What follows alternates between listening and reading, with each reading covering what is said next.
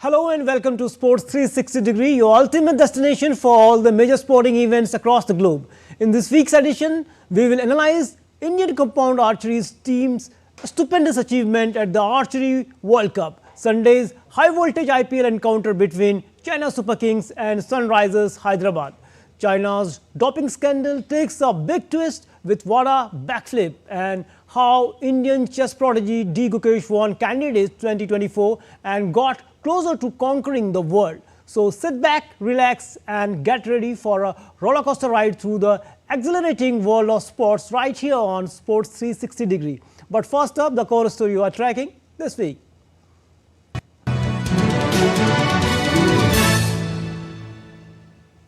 After facing consecutive defeats at the hands of Lucknow Super Giants, defending champions Chennai Super Kings are eager to reignite their winning momentum as they lock horns with the resilient Sunrisers Hyderabad in their upcoming Indian Premier League clash on Sunday. CSK's campaign began on a promising note under leadership of Ruturaj Gaikwad, but recent setbacks have seen them slip to 5th place in the standings, tied with 8 points alongside Delhi Capitals and Gujarat Titans. With the race to the playoffs intensifying, CSK are determined to rediscover their winning formula. In their quest for redemption, CSK will face SRH, currently 3rd, despite suffering a setback against RCB in their previous encounter. While CSK's batting has revolved around skipper Ruturaj Gaikwad and consistent Shivam Dube, the inconsistency in the top order remain a concern for the team. The struggles of Rachin Ravindra and Daryl Mitchell have prompted CSK to tinker with their batting lineup. In contrast, SRH's batting lineup, led by their aggressive approach, faltered against RCB, prompting head coach Daniel Vittori to reassess their strategy for the second innings. While there might not be changes in the batting order, Adrian Markram's contribution becomes crucial after recent low scores. In bowling department, SRH rely heavily on Bhuvneshwar Kumar's experience, although his recent form raises concern. The inclusion of pace options like Umran Malik, Fazal Farooqi could offer SRH added firepower.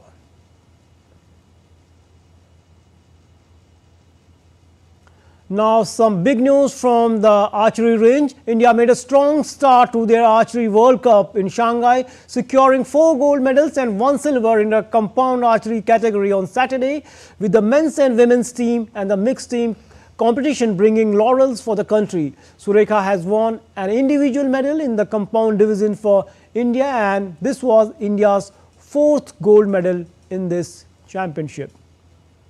The women's team led the charge as the trio of Jyoti Surekha Venom, Aditi Swami and Parneet Kaur got the better of Italy's Marcella Tonielli and Irani Fraccini and Alisa Roner by 236 against 225 points. The Indian women's team just dropped 4 points and managed to beat the 6th seeded Italy without breaking a sweat. On the other hand, Abhishek Verma, Priyans and Prathamesh produced a similar display of dominance against the Netherlands and came out victorious by 238-231. The Indian men's team dropped just 2 points.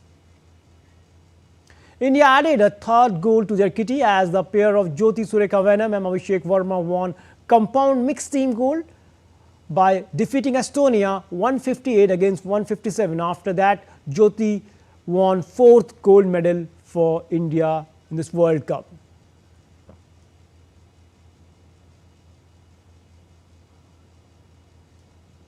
And to talk more on this, we are joined by Sanjeeva Kumar Singh, High Performance Director of the Indian Archery.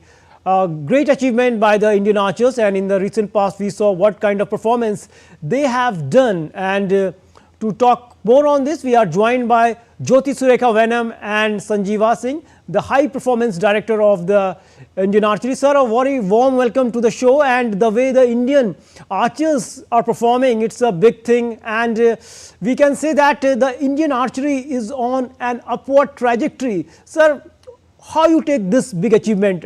It's a big record for India. I think so. It's really a great journey. I remember in 2004 when I started compound in India, there was no taker at all.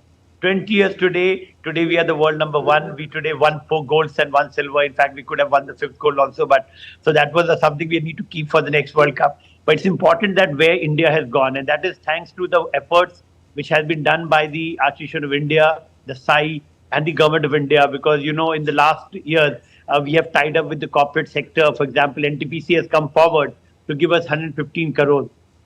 As a result of which, what has happened is we are working on the 5 pillars. One is we created the world-class infrastructure at the NSW Sonipat at Haryana, and then we went on to develop sports science. So now we have a complete ecosystem of nutritionists, dietitians, physiotherapists, strength and conditioning experts, physiologists, anthropometrists, biomechanics working with us. At the same time, we worked on the number of competition to develop the talent pipeline.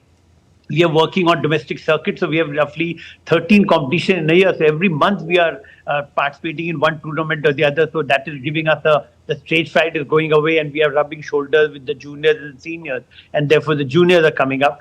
We have developed the equipments. As far as equipments are concerned, we're getting the latest equipment into India. The foreign experts are coming to upgrade the knowledge of our coaches and the archers. So all of these are helping us to develop a good talent pipeline, and that is the result. You see some of the juniors exceedingly doing well, True, true. whether it's Aditi, whether it's Pratmesh, or whether it's Priyansh, who are doing so well. So that's the reason that now a mix of seniors and juniors, and that is what is making India so strong. Our next talent pipeline is also getting developed, and which is going to help us in the future in the Youth World Championship and the other World Cup which are going to come.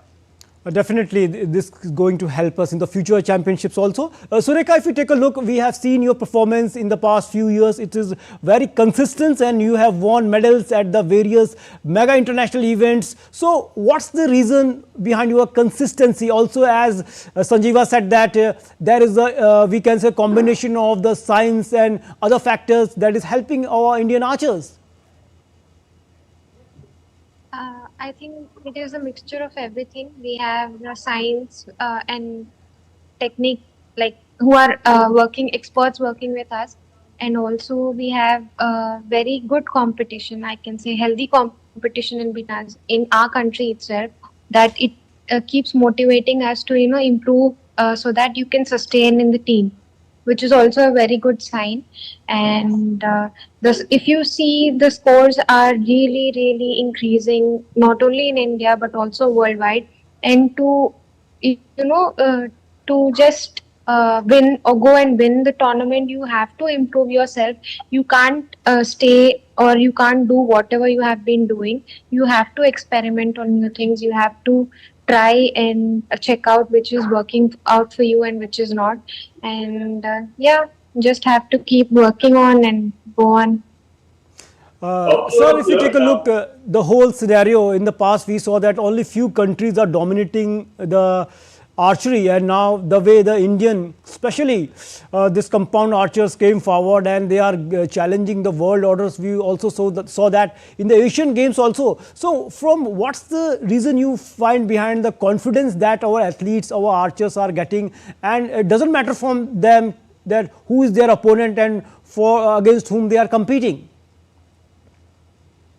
See, what has happened is, if you look at the last so many years, 4-5 years, if you look at, so what has happened is that India is very good in skill-based games, and compound archery is a very skill-based game. More than the power, because it's a level playing field, because everybody's shooting with a 60 poundage. So it's not that somebody shooting with a higher poundage or a lower poundage and therefore has an advantage. So that is a very plus point with compound archery. Compound archery also, compared to other games, this is a game of mind, and Indians are very good in terms of mind in the games which are there. So whether it's chess, you see we are doing very well. Wherever the mind game and the skill games are concerned, where power is not much of a thing, India does very well. And that is one reason why a lot of archers are now adopting to compound. One, they can easily carry this sport along with their job, along with their studies. So therefore, it's easy for them, and therefore the number of archers are now growing. More than 10,000 archers are there who are doing compound archery. Compound archery has started not only in the national level, but even at the zonal level. So what has happened is, the AI and the SAI together, we have started working on zonal competitions. We have started working on city-centric competitions. We started working on women vertical. So what is happening is that now a child or a school student is also getting a chance to participate in a school national, also participating in a zonal, a city centric or a NRET. So all of these are giving them a lot of competition. Now with this competition, what is happening is they are getting the stage fright or the fright of shooting high school is going away.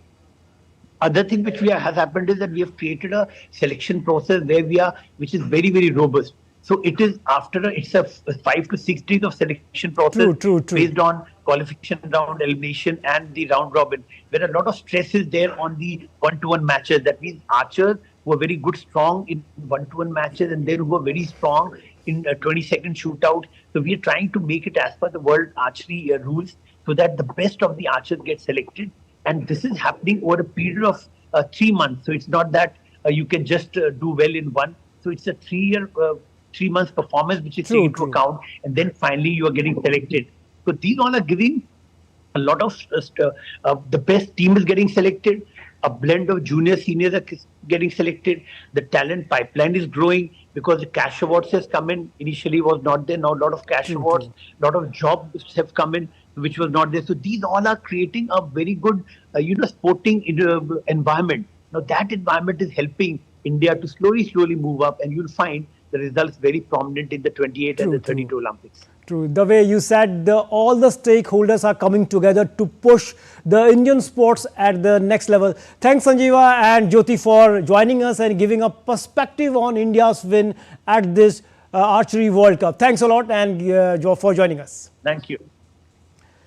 And in a big revelation, the World Anti-Doping Agency, in short WADA, has confirmed reports that 23 Chinese swimmers tested positive for a banned drug before Tokyo Olympics. But ironically, no action was taken after the report was made public by WADA, came up with a bizarre explanation that it is accepted China's findings that this was due to substance contamination.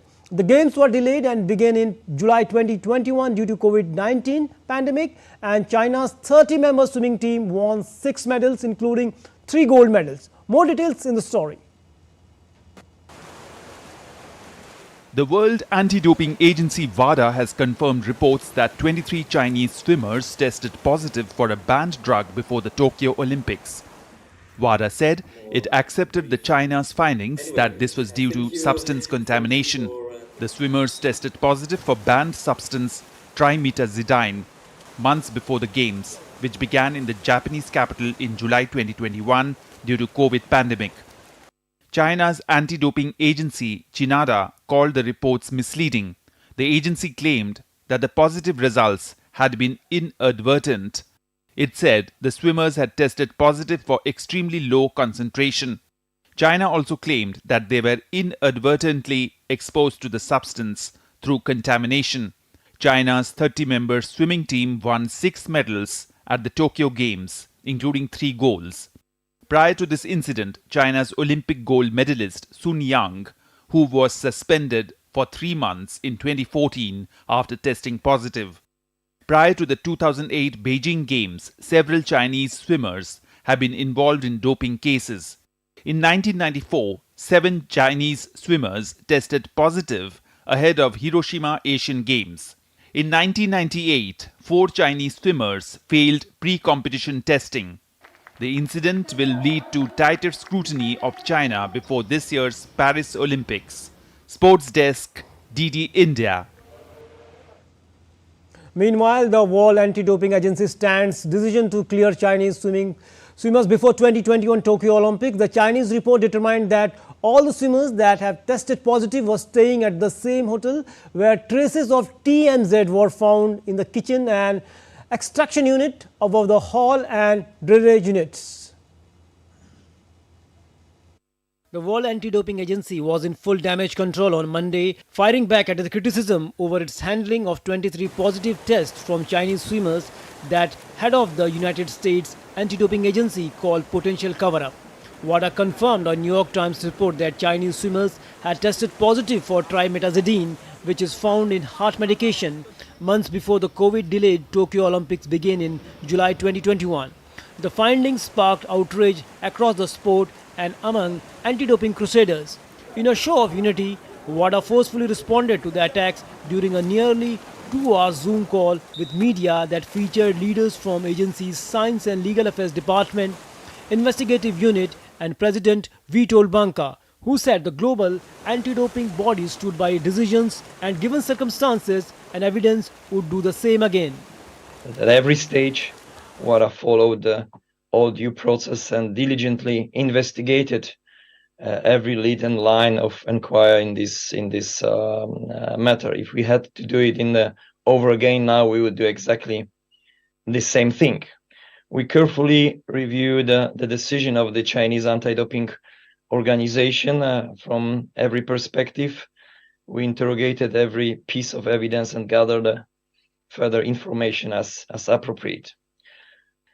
We had no evidence of wrongdoing to present and no credible way to disprove the contamination theory that was accepted by China and a position that was also accepted by World Aquatics. In short, if we had taken such an appeal and challenged the contamination explanation, we would certainly have lost. WADA said it was notified in June 2021 of China's National Anti-Doping Agency's decision to accept that swimmers returned adverse analytical findings after unintentionally being exposed to the drug through contamination. The global anti-doping body took opportunity on Monday to go through the case, outlining in detail how it consulted scientific experts and external legal counsel to test the contamination theory presented by China's National Anti-Doping Agency. The ultimate source, meaning how the TMZ got into the kitchen, was not discovered. Chinada and the authorities conducted a number of interviews in order to try and explore how the substance could have gone into the kitchen, but that didn't result in anything concrete, and they didn't hypothesize in their report. To me, what is important to understand is that contamination is not just the substance; it's the context of a possible contamination. And even if the source of trimetazidine in this dossier is not identified, what we can certainly consider is that an individual who had been prescribed with trimetazidine was under the medication of trimetazidine and would have used it on site in the restaurant could have very well contaminated the areas. The Chinese report determined that all swimmers that tested positive were staying at the same hotel where traces or TMZ were found in the kitchen, the extraction unit above the hall and drainage units. All the results were consistently low and fluctuating negative and positive. China's National Anti-Doping Agency ruled the positive test was a result of environmental food contamination and decided not to move forward, notifying WADA of the decision. The case file was made available to WADA Science Department, which determined the contamination scenario was not only plausible, but there was no concrete element to call it in question. Legal experts who were consulted agreed an appeal to Court of Arbitration for Sport was not warranted. While detailed and thorough in its explanation, WADA's answers are unlikely to sway critics, who question how body can so easily accept the finding of an investigation conducted internally by China, a country has had tainted history when it comes to doping, particularly in pool. Sports Desk, DD India. Now, the Under Fire World Anti-Doping Agency, in short WADA, said it would launch an independent review over its handling of a case that allowed 23 Chinese swimmers who tested positive for a banned substance to avoid punishment. The investigation will be led by Swiss prosecutor Eric Cotier. He will have access to all files related to the case and be free to consult independent experts. Cotier is expected to deliver his finding within 2 months. Calls for an independent investigation have grown since the report became public that 23 Chinese swimmers failed dope test months before Tokyo Olympics in 2021. But WADA accepted China's findings that this was due to substance contamination and no action was taken. China's 30-member swimming team won 6 gold medals at the Tokyo Olympic Games, including 3 gold medals. India's D. Gukesh has made history by becoming the youngest player ever to win Candidates Tournament. With this win, he earns right to challenge chess world champion Ding Liren. This achievement surpasses a record set by legendary Garry Kasparov 4 decades ago. D. Gukesh, the 17-year-old grandmaster from India, became the youngest winner of the FIDE Candidates Tournament in Toronto on Monday. Finishing on the top of the table with 9 points in 8 players competition, he became the only second Indian to qualify for a World Championship final after 5-time world champion and his mentor Vishwanathan Anand. After holding Hikaru Nakamura to a draw in round 14, his victory hinged on the result of the final game between Ian Nepomniachtchi of Russia and top-seeded American Fabiano Caruana.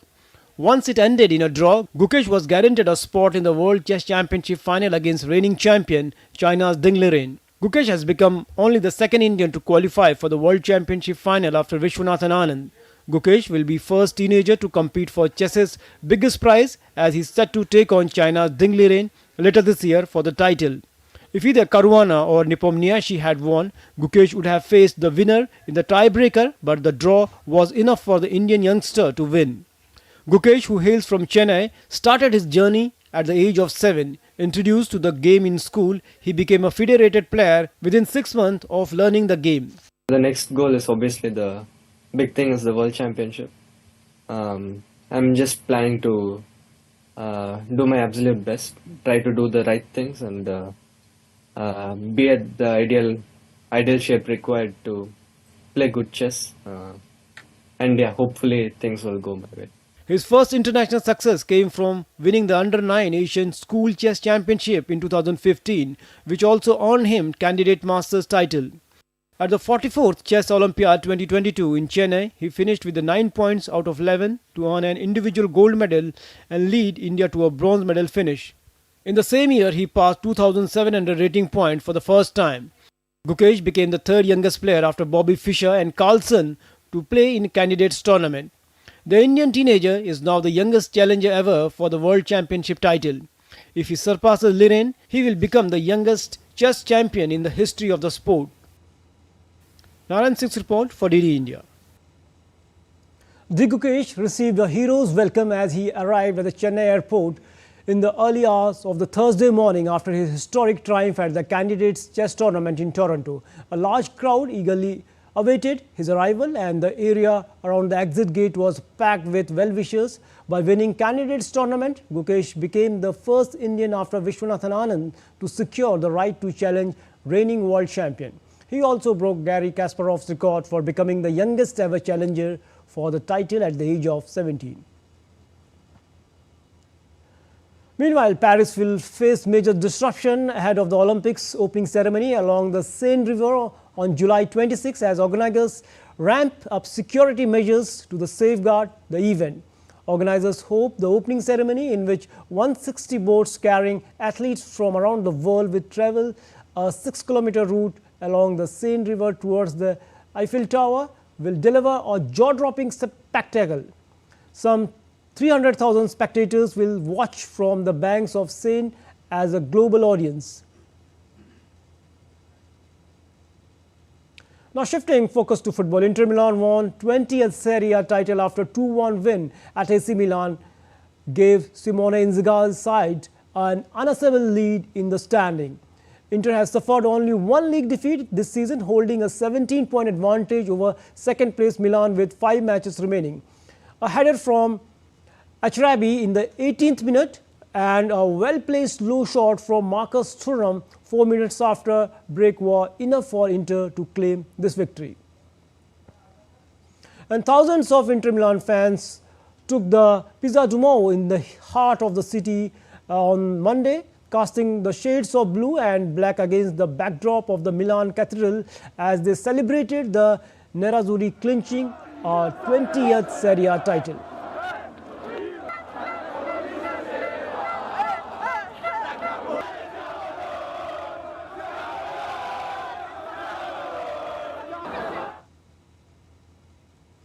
Meanwhile, Real Madrid beat Barcelona 3-1 to move 11 points clear at the top of the La Liga after an enthralling El Clasico. Bellingham smashed into the roof of the net as the clock ticked into the stoppage time as Real twice came from behind at the Bernabeu. Andres Christian scored the opener for Barcelona, but a Vinicius Junior penalty had the game level at half-time. Fermín Lopez made 2-1 to Barca before Lucas Vázquez equalized the game. The victory puts Real firmly on the track of reclaiming the title with just 6 games left for this season. English Premier League defending champions Man City is on the course to win another title, just 1 point behind Arsenal. City scored another big win in defeating Brighton 4-0 on Thursday night, which is winless from their last 5 Premier League matches. For City, Phil Foden continued his career-best scoring season with 2 goals. Kevin De Bruyne and Julian Alvarez scored 1 goal each as City extended their unbeaten run in the league to 18 games. Liverpool is 2 points further back in the third after its title chances were damaged by a 2-0 loss at Everton on Wednesday. So that's all in this edition of the Sports 360 Degree. We hope you enjoyed it. Join us every week as we bring you the pulse of the sports world. Until then, stay healthy and keep cheering your favorite teams and athletes. Namaskar.